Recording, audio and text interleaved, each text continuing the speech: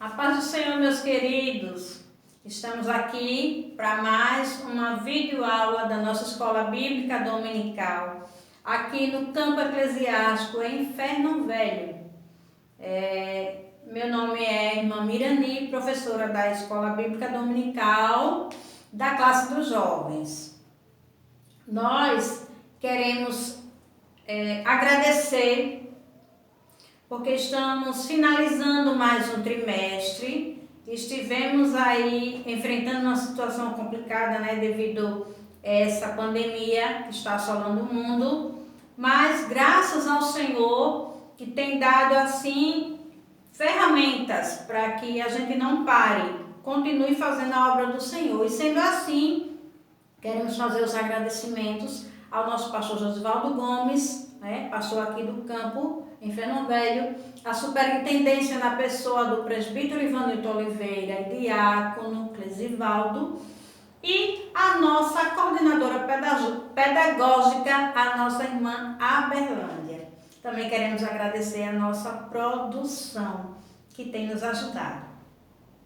Lição para o dia 21 de junho de 2020, lição de número 12.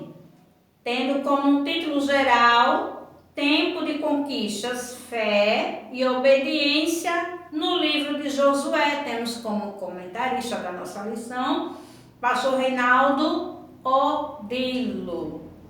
E, precisamente no dia de hoje, a nossa lição vai tratar um tema muito importante, maravilhoso. As cidades de refúgio são estabelecidas. Então, nessa lição, nós veremos o que significa essas cidades de refúgio, o que significava para o povo naquele tempo, no tempo de Josué, e nos dias de hoje, o que representa para as nossas vidas as cidades refúgio. O texto do dia da nossa lição está escrito em Salmos 46, logo no primeiro versículo. E diz assim: Deus é o nosso refúgio e fortaleza, socorro bem presente na angústia. Nós sempre gostamos, de utilizar esses versículos, principalmente quando temos cultos de senhoras, até jovens mesmo, utilizamos sempre esses versículos, porque conhecemos bem, assim, de memória. Eu falo os irmãos em geral, E vemos aqui Deus como nosso refúgio e fortaleza. É nele que nós encontramos um lugar de proteção. É em Deus, é em Cristo que nós temos a proteção necessária para as nossas vidas. Síntese da nossa lição fala o seguinte: assim como as cidades de refúgio de Israel, Jesus é o nosso abrigo em todas as circunstâncias da vida. Vocês se recordam? Nós estudamos já aqui nesse trimestre, por exemplo, as muralhas lá de Jericó. O que representava as muralhas para aquele povo? Representava exatamente proteção. Não é assim? Neemias também precisou voltar e reconstruir os muros, que representava proteção. Quando o povo tinha esse cerco, esses muros, eles se sentiam seguros. E aqui nós vemos que o nosso refúgio, nosso porto seguro está em Cristo Jesus. Mas vamos seguir adiante. Os objetivos da nossa lição: mostrar porque Deus ordenou estabelecer as cidades de refúgio, entender o porquê da demora na concessão da herança dos levitas e a fidelidade de Deus, e analisar como aconteceu a despedida das tribos transjordânicas e quais as suas consequências. Nosso texto bíblico está em Josué, no capítulo 20, nós temos aí dos versículos 1 ao versículo 6. Nós já estamos aqui com a nossa Bíblia aberta, mas eu vou ler na própria lição.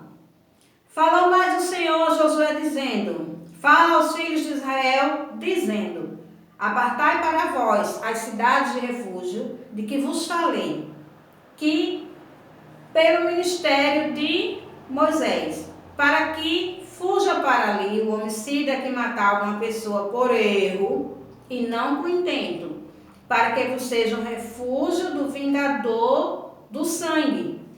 E fugindo para alguma daquelas cidades, porciar a porta da cidade e proporar suas palavras perante os ouvidos dos anciãos de tal cidade. Então, tomarão consigo na cidade e lhe darão lugar para que habite com eles. E se o vingador do sangue o seguir, não o entregarão na sua mão o homicida, porquanto não feriu ao seu próximo com intento e o não aborrecia dantes.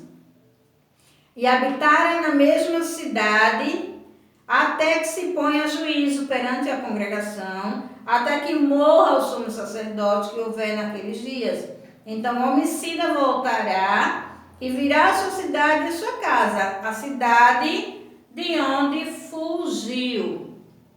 Ora, Deus teve assim uma preocupação enorme com o povo, que não acontecesse nenhum tipo de injustiça com aqueles que habitavam ali na cidade.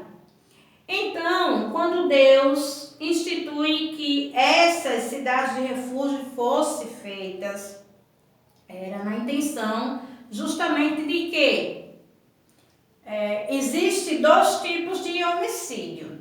Existe o homicídio onde não há intenção de matar, é o que se chama de homicídio culposo. Existe aquele que tem sim a intenção de matar, que é o homicídio doloso. No caso aqui, não era que Deus quisesse encobrir o pecado de ninguém, pelo contrário. A preocupação de Deus era que essa pessoa, que no caso aqui, ele estaria ou por um acidente, ou por autodefesa, cometesse algum tipo de crime, então ele não poderia ser julgado nem morto. Por isso a cidade servia para isso, para que ele fosse até lá, ele seria julgado e ali, se fosse absolvido, ele seria guardado dentro da cidade.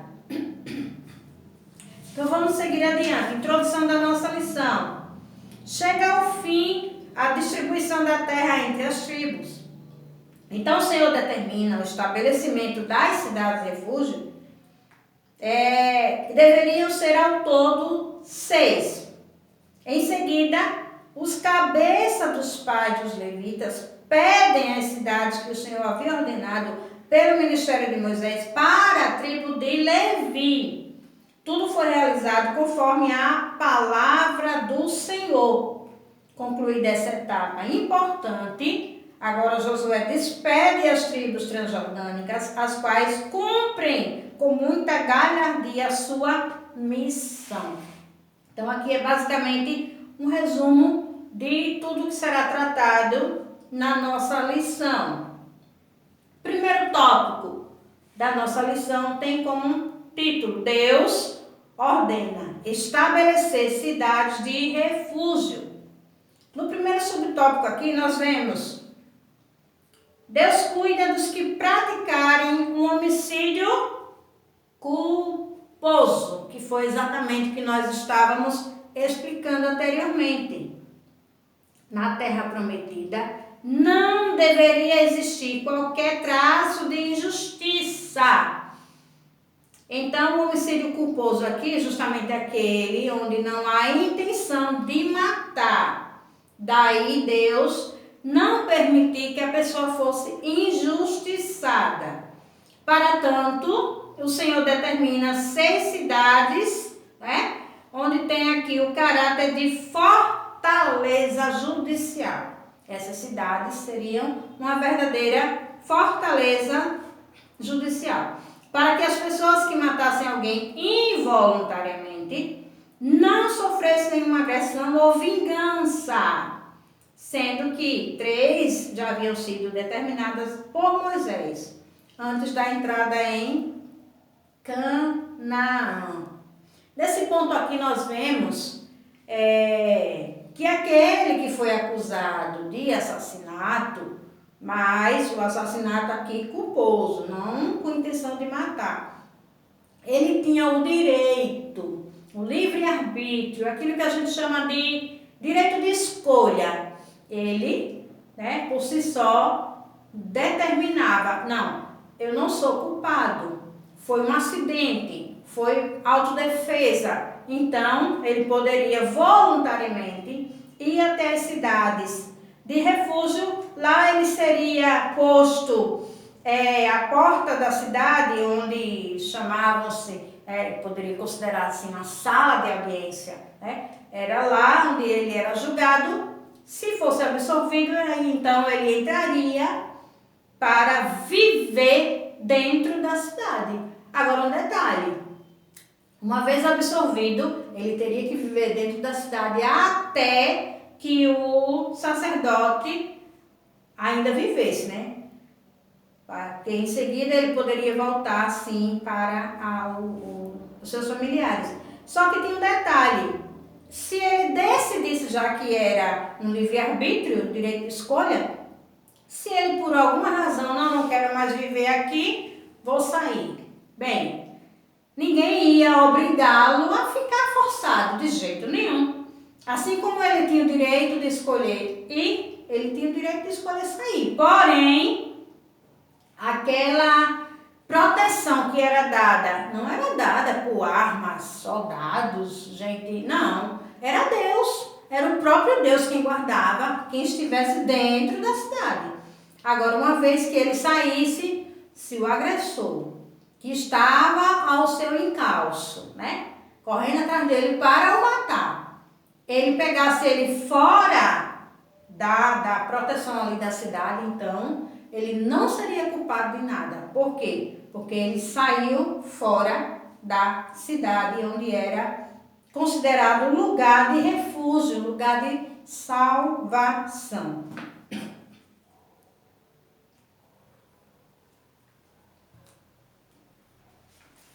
Segundo subtópico, vai tratar sobre o significado espiritual das cidades de refúgio. Aqui você vai observar que essas cidades de refúgio, elas vão representar especificamente a Cristo, Se você observar direitinho, nós vemos, por exemplo, vamos ler na íntegra, A versão é um pouco diferente, mas Salmos 91 diz assim, primeiro versículo: aquele que habita no esconderijo do Altíssimo, à sombra do Onipotente descansará. Tem pessoas que pegam esse salmo aqui e põe lá na mesinha de cabeceira, ou sei lá, na estante, e usa como se, isso aqui vai me livrar do mal. Bem, é a palavra de Deus, seja fechada, seja aberta, ela tem um poder igualmente. Porém, ela não é para ser usada como um amuleto. Porque não é o fato de eu abrir, não importa se eu abro no Salmo 91, não importa. O Salmo ou qualquer parte da Bíblia. O que faz tudo isso aqui ser cumprido é eu estar guardado em Cristo. Habita no esconderijo do Altíssimo, aquele que habita. Então, o que está retratado nesse salmo, eu viver exatamente o que está retratado aqui, essa é a diferença. Não é usar a palavra de Deus como amuleto. E essa cidade refúgio aqui, espiritualmente falando, é o que nós falamos aqui. É estar guardado, é estar escondido à sombra do Altíssimo, é estar escondido em Cristo. Então, as cidades refúgio para nós hoje significa Jesus.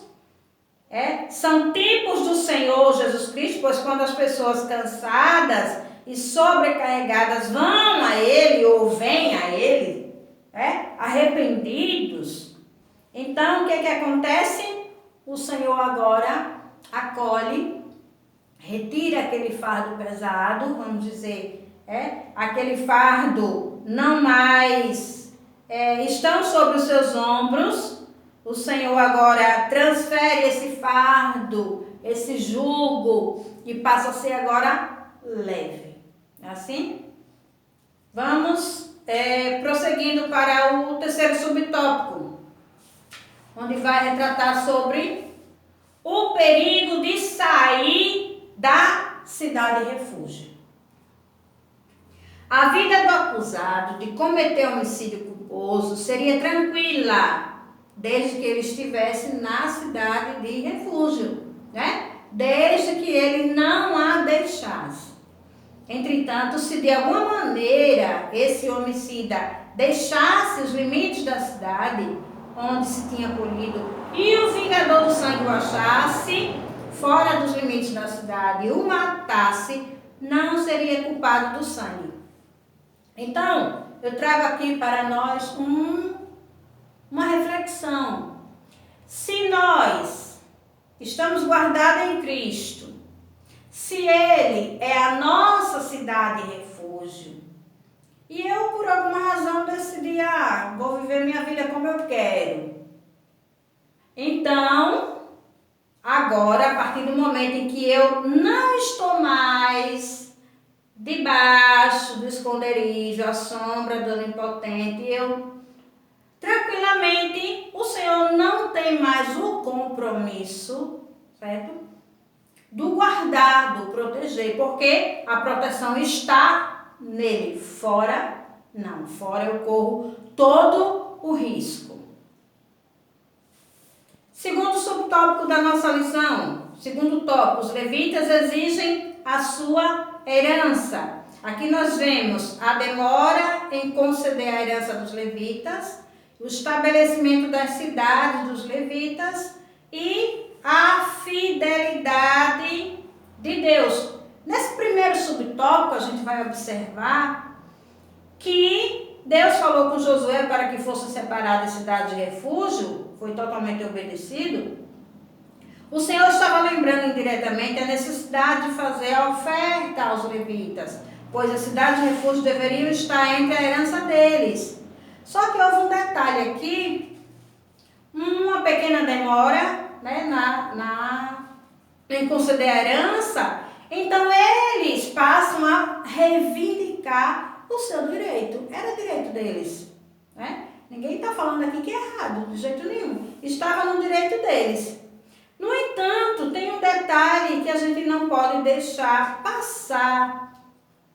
Sabe aquela coisa de dizer assim, é melhor dar do que receber. Quem já descobriu, essa maravilha do que é você dar, por exemplo, a gente costuma dizer assim, claro que a gente gosta, ama, ganhar presentes. A gente ama ganhar presentes. Porém, aqui não se trata nesse ponto. Espiritualmente falando, é muito mais feliz, A palavra bem-aventurança vai tratar sobre isso aí. Mais bem-aventurada coisa é dar do que receber. E aí as pessoas que seguem, trilham por esse caminho, eles descobrem realmente que é muito mais proveitoso, muito mais interessante, muito mais feliz. E a pessoa que se doa verdadeiramente, não é algo que se faz em troca de nada, de retribuição, não, nada disso, pelo contrário. Você faz de forma voluntária, você faz porque você ama ao Senhor, você faz porque você ama servir. Então você não está em busca de retribuições, você não está em busca de algum objetivo lá na frente, não. Você faz porque você descobriu que é prazeroso, que é maravilhoso, que é uma bem-aventurança na verdade. O segundo ponto fala sobre o estabelecimento da cidade dos levitas. Então, os levitas aqui, nós vemos e aprendemos na palavra do Senhor que eram aqueles que dedicavam totalmente o seu tempo ao serviço da obra do Senhor. Então, eles cuidavam de tudo que acontecia ali no tabernáculo. Então, por isso o Senhor os colocou em lugares estratégicos de honra, espalhados por toda a terra prometida. Nos dias de hoje, por exemplo, temos pessoas e que às vezes alguém olha assim meio troncho, né?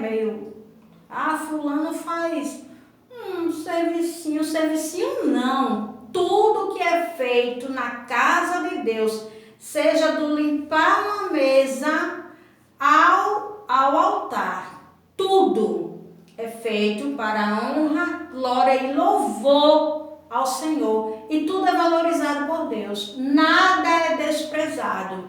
Então, se você, meu irmão, meu jovem, que desempenha algum trabalho na casa de Deus, não se ache de forma desprezível, não. Tudo, né? Porque alguém pode só querer valorizar quem está em destaque, quem está... Não.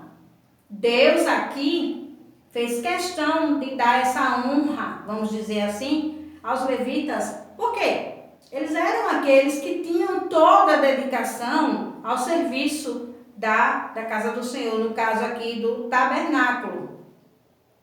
E Deus, em sua sabedoria, deu aos sacerdotes as cidades nas terras de Judá e Benjamim, próximo a Jerusalém, que seria a cidade do grande rei, e ali seria edificado o templo do Senhor.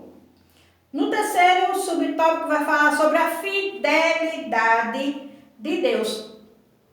Aqui a gente não precisa nem mencionar muita coisa, porque não importa como eu seja, quem eu seja, o que eu faço ou deixo de fazer, não vai mudar. A fidelidade de Deus é a mesma, né? Eu posso dizer assim, Senhor, eu fui falha, sou infiel, mas o Senhor, Ele permanece fiel. E Ele foi fiel com o povo desde sempre, desde sempre. A fidelidade de Deus estava presente em toda a jornada, na vida do povo de Deus. Então vamos para o terceiro e último tópico da nossa missão, onde vai tratar sobre Josué abençoa os Rubenitas, os Gaditas e a meia tribo de Manassés.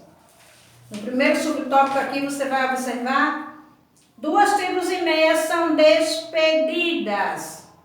Aí nós temos aqui as tribos de Ruben, Gade e meia tribo de Manassés. Essas tribos foram autorizadas, vamos dizer assim, a voltarem à terra da possessão deles.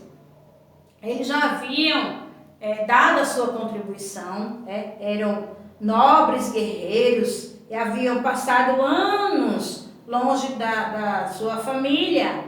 E agora eles ganharam o direito de poder voltar para junto dos seus, né?